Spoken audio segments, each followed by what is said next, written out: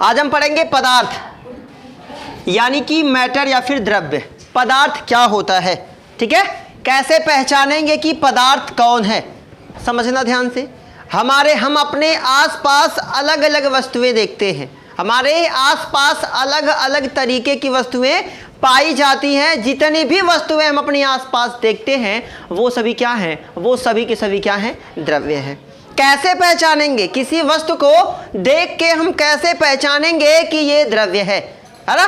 अब देखो हमारे आसपास जितनी भी वस्तुएं हैं वो छोटे छोटे कणों से मिलकर बनी हुई हैं, जिन्हें हम अणु या परमाणु के नाम से जानते हैं।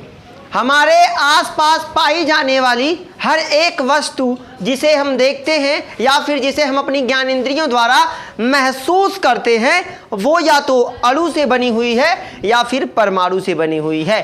बात करेंगे हम अणु की। ये समझने से पहले छोटा छोटा पॉइंट है, इसको क्लियर कर लीजिए। अणु क्या होता है, अणु क्या होता है? अणु वह होता है जो स्वतंत्र अवस्था में रहता है। अणु हमेशा क्या होता है, फ्री होता है।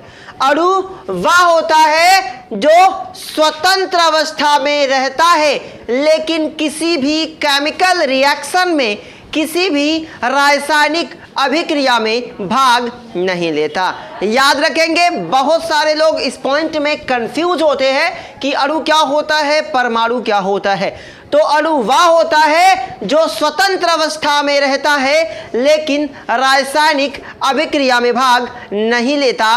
बात करें परमाणु की तो अणु ही आगे टूटकर परमाणु का निर्माण करता है। अगर आप परमाणु का संधि विच्छेद करते हैं तो आपको मिलेगा परमधन अणु यानी कि परमाणु। परमाणु किसे कहते हैं? किसी पदार्थ का वह सूक्ष्मतम कण, यानी कि ये चाक ले लीजिए, आप किसी भी वस्तु को ले लीजिए, आप उसके छोटे छोटे टुकड़े करते हो तो एक ऐसी अवस्था आएगी जहां उसे उसके बाद आगे नहीं तोड़ा जा सकता। मतलब समझो, इस चाक को हम छोटे छोटे टुकड़ों में डिवाइड करते हैं, बाद में उससे छोटे छोटे टुकड़े में डिवाइड करते हैं, उससे छोटे छोटे टुकड़ों में डिवाइड करते हैं, बाद में एक ऐसी अवस्था आएगी कि उसे अब उससे छोटा नहीं तोड़ा जा सकता। तो वो जब सबसे छोटा भाग है ना, वो क्या कहलाएगा, वही हमारा कहलाएगा परमाणु। समझ रहे हैं? मतलब किसी भी पदार्थ का सबसे सूक्ष्मतम कण क्या कहलाता है, परमाणु कहलाता है। बात करें हम परमाणु की परिभाषा की तो परमाणु की परिभाषा क्या होती है? तो परमाणु वह होता है जो स्वतंत्र अवस्था में नहीं रहता। स्वतंत्र अवस्था में नहीं रहने का मतलब क्या है? मान लेते हैं भाई ये क्या है, ये है हमारा अणु। अणु के अंदर छोटे छोटे क्या पाए जाएंगे, परमाणु पाए जाएंगे। क्या पाए जाएंगे भाई? परमाणु। तो जब ये अणु टूटेगा तभी तो परमाणु का निर्माण होगा। तो ये फ्री तो है नहीं, ये स्वतंत्र तो है नहीं, है ना। तो हम जानते हैं कि अणु क्या होता है, अणु वह होता है जो फ्री है। भाई अब ये फ्री है ना, ये जहां चाहे वहां जा सकता है। लेकिन परमाणु, जब तक ये अणु टूटेगा नहीं तब तक परमाणु का निर्माण होने वाला नहीं है। समझ रहे हैं? जब तक ये अणु टूटेगा नहीं तब तक, जब ये टूट जाएगा तो परमाणु क्या हो जाएंगे, अलग अलग हो जाएंगे। तो परमाणु वह होता है जो क्या होता है, जो स्वतंत्र अवस्था में नहीं रहता। ये स्वतंत्र नहीं होता, ये स्वतंत्र नहीं होता। अब समझो, लेकिन रासायनिक अभिक्रिया में भाग लेता है। लेकिन रासायनिक अभिक्रिया में भाग लेने का मतलब क्या है? एक छोटा सा एग्जांपल समझो। आपके गांव में घर पे तेरही वगैरह कोई भंडारा वगैरह हो और भंडारा वाला ये बात बोल के जाए कि आपके घर से भैया एक आदमी आएगा, हर घर से एक एक आदमी को भाई दावत है, आके खा लीजिएगा। आप बताओ कि आपके घर पे आपके बड़े वाले भैया हैं और आप छोटे वाले हो, तो बताओ कौन जाएगा? ना, दोनों जा ही नहीं सकते। हाँ भैया आपके, है ना, कौन जाएगा? छोटा वाला जाएगा, वो एड़ी रगड़ के जाएगा, लेकिन जाएगा। मैं जाऊंगा तो मैं जाऊंगा, कोई जाए या ना जाए। एकदम बेसिक सा एग्जांपल समझो। शादी है किसी की, शादी है किसी की और बारात निकलने वाली है और छोटा वाला भाई भी है उस समय मौजूद, और वो कह के गया कि एक आदमी जाएंगे भैया, मजाल है, कोई शक्ति उसे रोक नहीं सकती उस समय। हम सबसे ज़्यादा फुर्ती यही तो दिखाते हैं। हमें कह दिया जाए कि बर्तन धो के, अगर मान लो लड़की है उसे कह दिया जाए बर्तन धो के तुम बारात चली जाओ, देखो स्पीड, एकदम दुल्हा बैठा है मारुति में, बारात निकलने वाली, पहन के तैयार होकर धर दे आ जाएगी, पहुंच जाएगी, 5 मिनट नहीं लगने वाला। लड़के को कह दो कि भैया ये वाला, मतलब अगर मान लेते हैं गेहूं देना है ना पिसवाने के लिए, तो क्या करेगा, अगर कह दो ये तुम पहुंचा के आओ, रोज का वो रास्ता का सफर जो टाइमिंग होती थी अगर 10 मिनट तो 5 मिनट में पहुंच जाएगा, हो जाएगा, गजब स्पीड होती है। या फिर कभी मेला वगैरह हो, किसी के गांव में ना, गांव का मेला हो या मेला हो और आपको कह दिया जाए कि इतना गेहूं है, ये काट के तुम फटाक से मेला जा सकते हो, स्पीड देखो। हम कहाँ से इतनी प्रतिभा, कहाँ से स्पीड आ जाती है। सेम खेत है, वैसे भी हम जब गेहूं वगैरह काटे तो हम देखते हैं यार वहाँ तक काटना, कब तक ही कटेगा, ये तो पहली वाली अवस्था। लेकिन दूसरी अवस्था खाली यही कह दे तुम इतना काट के तुम चले जाओ, 15 मिनट में काट के वाला भाग जाएंगे हम, तुमने इतना कहा था हमने काट दिया, हम जा रहे हैं, हो गया है कि नहीं। मैं तो कहता हूँ ऐसे ही कटवाना भी चाहिए, ये वाली मिनट तक काट के जाओ, तुम इतना काट के, चलो तुम काट के जब चले जाओ, देखो काट के भाग जाएगा। समझ रहे हैं, ये कहाँ से ऊर्जा आती है मालूम नहीं। फिलहाल परमाणु क्या होता है, परमाणु वह होता है जो स्वतंत्र अवस्था में नहीं होता। क्यों नहीं होता, मैंने आपको बताया, क्योंकि परमाणु किससे बनता है, अणु से बनता है। जब अणु टूटेगा तभी तो परमाणु का निर्माण होगा भाई, है ना। तो ये स्वतंत्र अवस्था में नहीं है, लेकिन रासायनिक अभिक्रिया में भाग लेता है। अब आप एक एग्जाम्पल समझो, रासायनिक अभिक्रिया। अब आप चीनी जानते हो, है ना, फार्मूला क्या होता है भाई चीनी का, C12H22 और O11, है ना। अब समझो कि भाई अगर आपको शरबत बनाना हो, चीनी किससे बनती है भाई, गन्ने से बनती है। किससे बनती है, गन्ने से बनती है। अगर आपको शरबत बनाना हो तो आप क्या करोगे, गन्ना ले जाओगे। अब भाई या तो इसकी पेराई करेंगे तो उसमें जब रस जो निकलेगा उसमें छोटे छोटे क्या होंगे, परमाणु होंगे कि नहीं होंगे भाई, छोटे छोटे परमाणु तो होंगे ना उसमें। तो हमने क्या समझा कि जो परमाणु होता है वो स्वतंत्र अवस्था में नहीं होता। क्यों नहीं होता, क्योंकि उसका निर्माण अणु से होता है, लेकिन वो रासायनिक अभिक्रिया में भाग लेगा। जब कभी भी कोई केमिकल रिएक्शन, जब कभी अभिक्रिया होगी, वहां पे सबसे छोटा से छोटा भाग ही भाग लेगा। तो हम जानते हैं किसी पदार्थ का सबसे सूक्ष्मतम भाग कौन होता है, परमाणु होता है। तो अभिक्रिया में भाग कौन लेगा, परमाणु लेगा। कैसे लेगा ये समझो भाई, अगर मान लेते हैं यहां आपने चीनी डाली और यहां से आपने पानी डाला, अब दोनों तभी तो मिलेंगे जब भाई दोनों के अणु बराबर बराबर होंगे, परमाणु ही तो मिलते हैं, क्योंकि अणु तो मिलेगा नहीं। क्योंकि अणु भाई अणु जब कभी भी आप रिएक्शन करवाओगे अणु टूट जाएगा, तो उसमें से क्या निकलेंगे, परमाणु निकलेंगे। तो अभिक्रिया में भाग कौन अब ले रहा है, परमाणु ले रहा है। जैसे ही अणु टूटेगा, किस में टूटेगा, वो परमाणु में टूटेगा। हम कभी भी किसी अणु से अभिक्रिया नहीं करवा सकते। अरे भाई अगर आप इस चीनी को गर्म करेंगे, पानी डाल के गर्म करेंगे तो क्या होगा, चीनी के अणु अलग अलग होंगे। अरे भाई कार्बन का है, कार्बन के कितने अणु 12, हाइड्रोजन के 22, ऑक्सीजन के कितने 11। जब बिल्कुल टूटेंगे अलग होंगे तो एक एक अणु अलग, अब एक एक अलग होगा। अब वो टूटेगा तो क्या बनेगा, छोटा छोटा परमाणु बनेगा। अभी आपने कुछ दिन पहले आपको बताया गया था कि जापान के नागासाकी और हिरोशिमा में परमाणु बम गिराया गया था, है ना। क्यों, कैसे, क्या ऐसा होता है, परमाणु बम गिराने से क्या ऐसे जैसे मूवी वगैरह में देखते हो चिथड़ा उड़ जाता है, ऐसे थोड़ी होता है, ऐसा नहीं होता। उसमें होता है नाभिकीय विखंडन। क्या होता है, नाभिकीय विखंडन। किस पे काम करता है आपका परमाणु, रिएक्शन कैसे करता है। ये देखो परमाणु एक तो टूटा, अब एक अणु है ना, अब ये क्या हुआ, टूटा तो 4 अणु। अब ये टूटा किसका, समझ रहे हो, फिर 4। ये अभिक्रिया लगातार चलती रहती है, ये रिएक्शन परमाणु ये तब तक टूटेगा जब तक कि इसका सूक्ष्मतम भाग नहीं आ जाता। समझ रहे हैं। अब एक तो बड़का वाला है 20 किलो, 1 टन, 20 टन, 25 टन का परमाणु गिराओगे तो कब तक उसका विखंडन होगा, कई पीढ़ी गुजर जाएगी उसका विखंडन होने में। समझ रहे हैं। इससे टेम्परेचर क्या हो जाता है, बढ़ जाता है।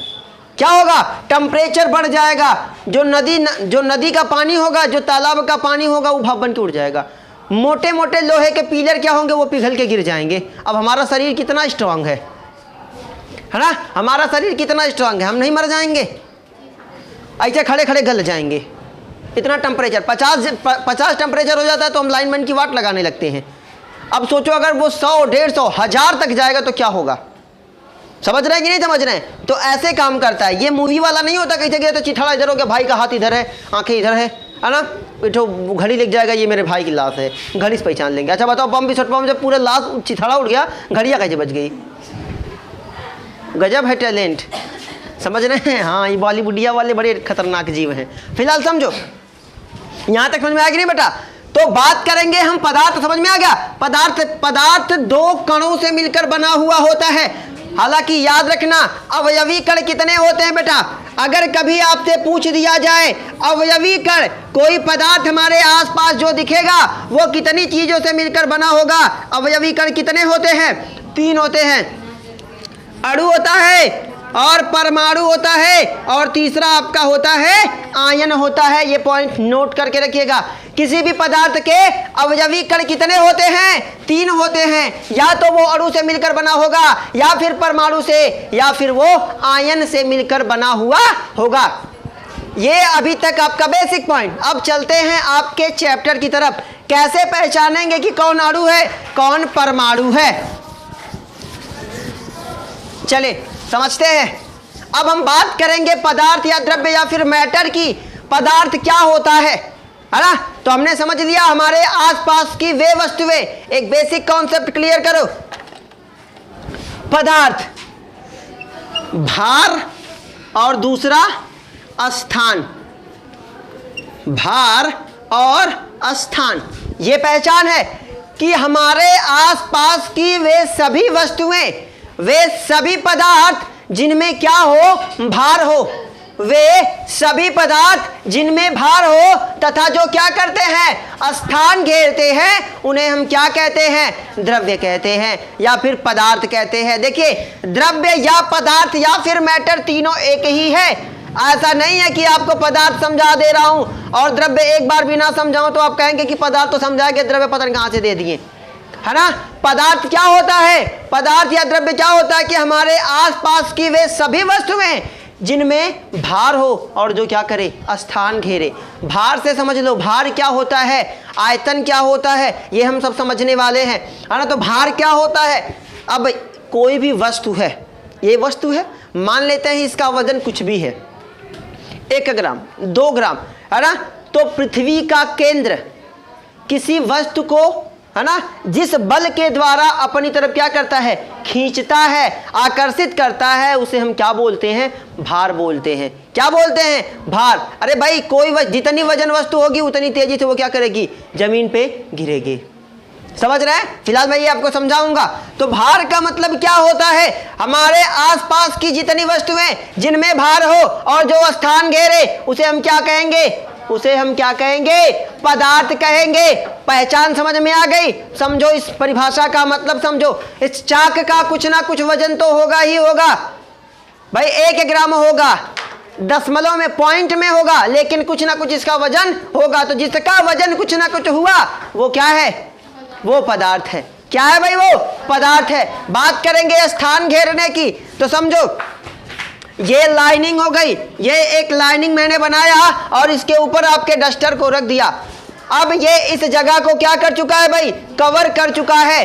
क्या जिस जगह पे इसका ये वाला पार्ट लगा हुआ है वहां पे आप किसी वस्तु को रख पाएंगे, नहीं रख पाएंगे। आप जैसे मैं अपने हाथ को ही रखता हूं, यहां रखा मैंने हाथ, लेकिन मेरा संपर्क तल यहां पे, जहां पे ये लगा हुआ है वहां पे नहीं लगेगा, क्योंकि ये पहले ही वो स्थान को क्या कर चुका है, घेर चुका है। समझ रहे हैं कि नहीं समझ रहे हैं। तो स्थान घेरने का मतलब समझ में आ रहा है कि नहीं आ रहा है। हमारे आसपास की वे सभी वस्तुएं जिनमें अपना स्वयं का कुछ ना कुछ भार हो और जो क्या करे, स्थान घेरे, वे क्या हैं, वो पदार्थ या फिर द्रव्य हैं। पॉइंट समझ में आया।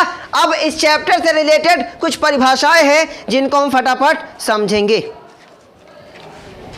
पहला पॉइंट है आपका द्रव्यमान। पहला पॉइंट है द्रव्यमान किसे कहते हैं। ठीक है, देखो परिभाषा समझने से पहले इसके परिभाषा का अर्थ समझने की कोशिश करो। द्रव्य, द्रव्य किसे कहते हैं? जिसमें भार हो, स्थान घेरे, मान, उसके मान को बताना है। तो किसी पदार्थ में, किसी वस्तु में द्रव्य की जो मात्रा होगी, द्रव्य की मात्रा को हम क्या बोलेंगे? द्रव्यमान बोलेंगे।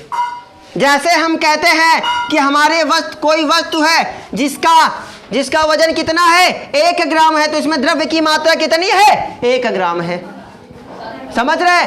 तो किसी पदार्थ या फिर किसी वस्तु में उपस्थित द्रव्य की मात्रा को हम क्या कहते हैं? द्रव्यमान कहते हैं, है ना? तो समझो, किसी वस्तु का द्रव्यमान सदैव क्या होता है? निश्चित होता है, हमेशा तय होता है, वजन तय होता है ना? आगे समझो क्या होता है। द्रव्यमान को हम किससे प्रदर्शित करते हैं? स्मॉल m से प्रदर्शित करते हैं। ये परिभाषाएं याद रखने की कोशिश कीजिएगा। द्रव्यमान किसे कहते हैं? तो किसी पदार्थ में या फिर किसी वस्तु में उपस्थित द्रव्य की मात्रा को हम क्या कहते हैं? द्रव्यमान कहते हैं। इसे स्मॉल m से प्रदर्शित किया जाता है। अगला पॉइंट है आपका भार। मैं पहले ही बता चुका हूं भार किसे कहते हैं, है ना? वेट किसे कहते हैं?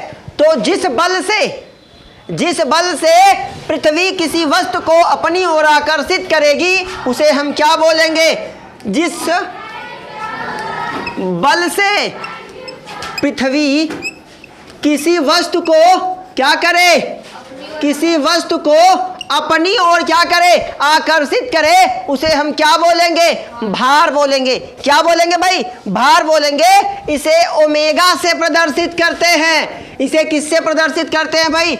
ओमेगा से प्रदर्शित करते हैं। मान लेते हैं, जैसे भार तो समझ में आ गया कि नहीं आ गया भाई? अगर जितनी वजन वस्तु होगी उतनी तेजी से वो पृथ्वी की तरफ जाएगी, क्योंकि क्या है भाई? देखो, द्रव्यमान समझ में आ गया।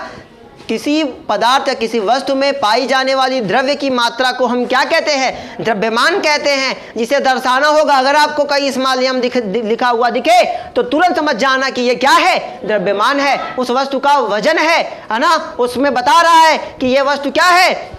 ये क्या है? ये पदार्थ है, यानी कि इसमें भार भी है और ये क्या करेगी? स्थान भी घेरेगी। तो द्रव्यमान समझ में आया कि नहीं आया? भार, जिस बल से कोई पृथ्वी किसी वस्तु को अपनी ओर क्या करती है? आकर्षित करती है, उसे हम क्या कहते हैं? उसे हम कहते हैं भाई भार। आगे बात करेंगे। तीसरा पॉइंट है आपका आयतन। आयतन क्या होता है? समझ रहे? तो किसी वस्तु, किसी पदार्थ, किसी वस्तु या किसी पदार्थ द्वारा घेरा गया स्थान क्या कहलाता है बाबू?